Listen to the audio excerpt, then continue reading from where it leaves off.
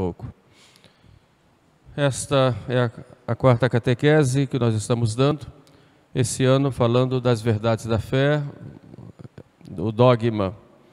Semana passada nós tratamos a respeito da revelação divina.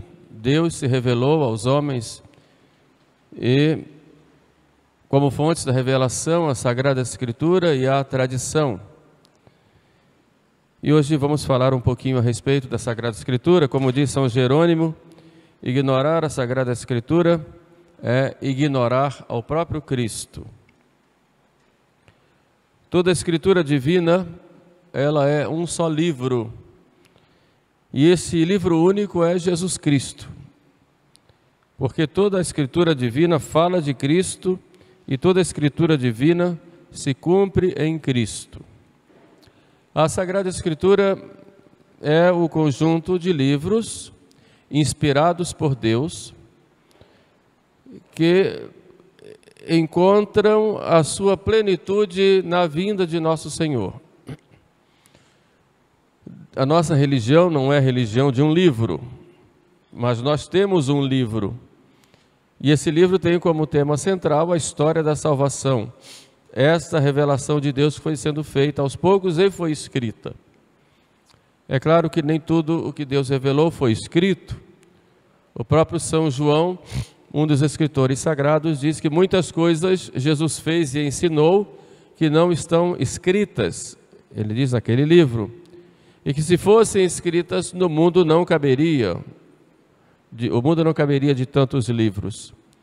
Ou seja, há coisas que Jesus falou, ensinou, mas que não foram escritas pelos evangelistas e que foram transmitidas para nós através da tradição.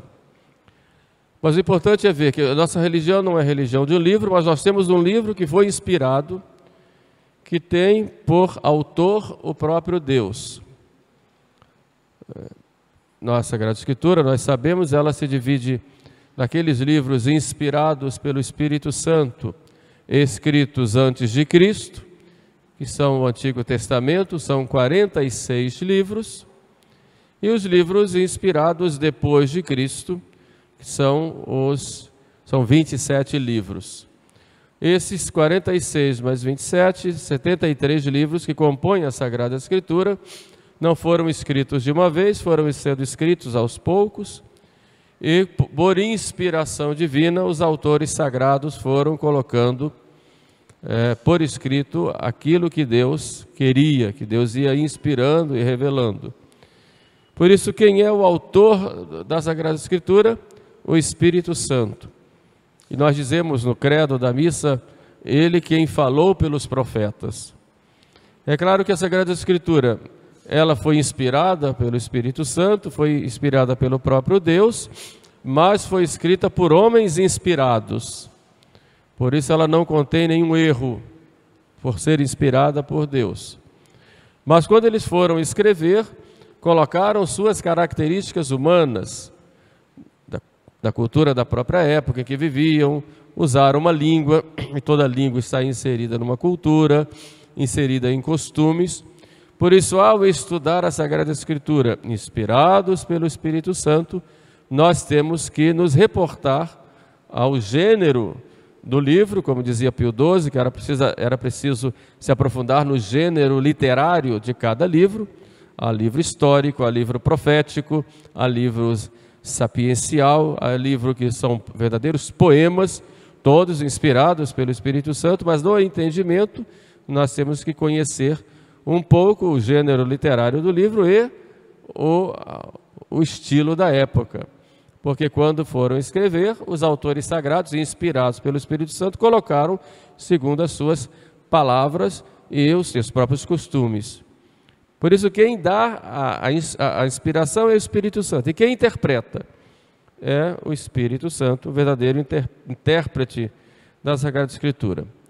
A Sagrada Escritura contém a palavra de Deus. E pelo fato de serem inspiradas, são verdadeiramente palavra de Deus. E quando nós vamos ler a Sagrada Escritura, nós vamos ver aquilo que Deus escreveu para nós. inspirando autores humanos. Deus age neles e age por eles. E assim nos dá a garantia de que seus escritos estão sem erro e tem ali a verdade da salvação a respeito de Deus e a respeito do homem. A Igreja recebe e venera como inspirados esses livros do Antigo Testamento, 46 livros, e 27 do Novo Testamento. Os 4 evangelhos no Novo Testamento constituem o ponto central, né, desse Novo Testamento. São 4, né? Mateus, Marcos, Lucas e João. Mateus era discípulo de Jesus, escreveu primeiro em hebraico e depois o seu evangelho foi traduzido para o grego, chamado koiné. Então ele depois escreve em grego. Escreveu de modo especial para os cristãos que haviam sido convertidos do judaísmo. Por isso há muitas referências ao Antigo Testamento. São Marcos não foi apóstolo, escreveu a pregação de São Pedro, foi discípulo de Pedro. Depois, por isso é um pouco resumido o Evangelho de São Marcos, que é para preparar o discípulo. O terceiro é Lucas, que também não foi discípulo, não foi apóstolo, foi discípulo de São Paulo e companheiro de viagem de São Paulo. Escreveu aquilo que ouviu de São Paulo, também ele era médico, escrevia muito bem, era pintor, tinha uma certa cultura, culturalmente é o livro mais bem rebuscado. Ele fez uma pesquisa histórica, esteve na Palestina com as testemunhas dos fatos todos. Então, além de ouvir a pregação de Paulo, ele foi lá e escreveu aquilo que ele pesquisou e viu com as mesmas testemunhas que assistiram muitos dos fatos, inclusive os próprios fatos da infância de Jesus. Nós vemos São Lucas ser o evangelista que trata dessa infância de Jesus, de João, da pregação de João. É conhecido como discípulo da misericórdia, porque expressa nos seus evangelhos esse caráter misericordioso, né? Essa face misericordiosa de Jesus. É dele a parábola do bom samaritano, está nele a parábola da ovelha perdida, do filho pródigo. Você mostra muito esse evangelho da misericórdia. Isso é Lucas. E João, discípulo amado, foi o último a escrever. Ele escreve aquilo que ele viu e já responde nos seus escritos às primeiras heresias que estavam surgindo, sobretudo o gnosticismo. Então a gente já vê que nos escritos dele, no Evangelho, ele quer mostrar de modo muito profundo a divindade de nosso Senhor e a manifestação dessa divindade. Por isso ele começa com um lindo poema, né, chamado, que nós conhecemos, que lemos em todas as missas, nos domingos. Aliás, todas as missas, no princípio era o verbo estava em Deus, o verbo era Deus, ele estava no princípio junto de Deus. Depois mostra o verbo se fez carne, esse verbo é palavra, é o próprio Deus feito homem, é o Filho que é o verbo que se fez carne. Então os 4 evangelistas, depois João vai escrever o Apocalipse, algumas cartas, Lucas escreve os Atos dos Apóstolos, e aí nós temos, juntamente com as cartas de São Paulo e de alguns apóstolos, como Tiago, Judas Tadeu, né, Pedro escreve também. Nós temos aí a composição do Novo Testamento, que foram escritos para os cristãos daquela época que estavam nas diversas comunidades espalhadas, seja para corrigir problemas, seja para orientar, seja para reforçar na fé, seja para corrigir erros até doutrinários que estavam nas comunidades. Então aí nós vemos o Novo Testamento com essa maravilha que começa lá com o Evangelho de São Mateus. Todos livros inspirados por Deus, e os autores sagrados vão escrevendo e vão nos transmitindo. O Novo Testamento foi todo escrito em koiné, que é um grego mais popular, era muito falado. Então nós temos aí esse cânon da Sagrada Escritura, os 46 mais 27, assim formam o chamado cânon. E a igreja, ela recebeu esses livros e colocou-os no cânon. Cânon significa regra, colocou na lista dos livros inspirados. Apareceram outros livros apócrifos, mas a igreja que é quem tem a autoridade para definir esse livro é inspirado, de certeza, então coloca lá no cânon dos apóstolos, no cânon da Sagrada Escritura, esses 73 livros. No ano 100, os fariseus, ou judeus, numa reunião deles lá, rejeitaram alguns escritos do Antigo Testamento, chamados os livros deuterocanônicos, aqueles que tinham sido escritos fora de Israel, no tempo do cativeiro. Então rejeitam alguns livros, como por exemplo o livro de Tobias, dos Macabeus e outros. E eles então fizeram no Antigo Testamento um cânon deles. E quando isso foi discutido, a igreja definiu o cânon completo, e quando veio Martim Lutero, preferiu pegar esse cânon dos judeus. Por isso a Bíblia protestante tem alguns livros a menos que a nossa, porque eles pegaram o cânon dos judeus, que definiram depois do ano 100. Isso antes, a gente vê que eles aceitavam no ano 100, disseram que não, e por isso os protestantes têm uma Bíblia com menos livros do que nós.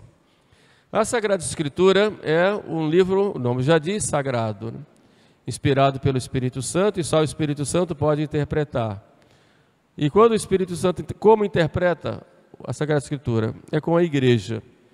É o Espírito Santo que guia a igreja, que nos ensina toda a verdade, e por isso só o magistério da igreja tem o poder dado por Deus de interpretar a Sagrada Escritura.